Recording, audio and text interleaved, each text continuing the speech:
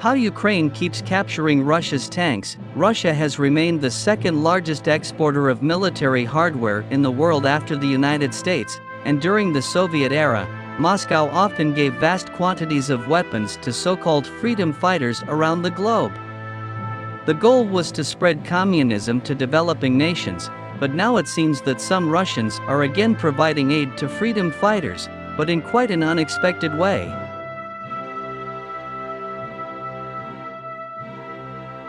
And unlike the revolutionaries that the Kremlin had supplied during the Cold War, some Russian hardware, notably tanks, are in fact being used by those fighting for their nation's freedom. The Ukrainian military recently captured dozens of tanks that were abandoned by fleeing Russian troops. According to a report from Bloomberg on Thursday, upwards of 200 tanks were seized by Ukrainian forces, but it remains unclear how many are operational or will be able to be repaired. At least some were destroyed.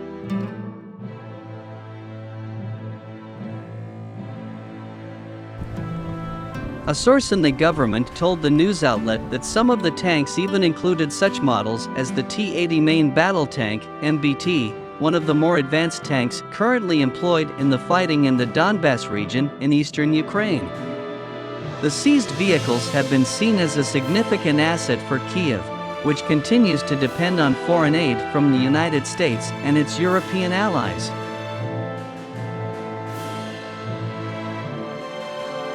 The Russian tanks will be used to supplement the Western-produced equipment. As Ukraine had once been part of the former Soviet Union, many of the captured tanks are similar to what its own military has used since it gained independence in 1991 following the dissolution of the Soviet state. Moreover, some of the vehicles may have even been produced in Ukraine during the Soviet era.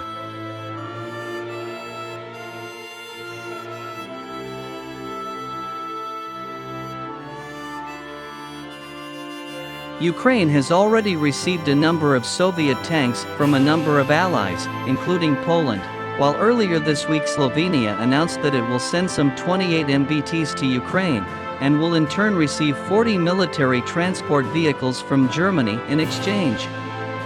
Ukraine has said that its forces have regained at least some 6,000 square kilometers, 2,316 square miles, of territory in its recently launched counteroffensive.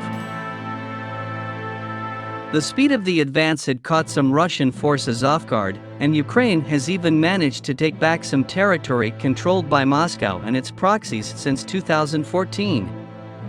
However, Russian Federation President Vladimir Putin has reacted to Ukraine's gains by escalating his effort to regain some momentum.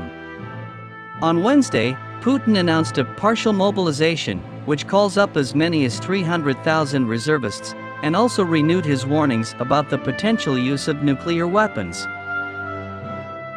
Though Russia doesn't provide information on its military losses, a policy that is not likely to change, the Ukrainian military claimed earlier this month that it has destroyed more than 2,000 Russian tanks since the start of the invasion in February.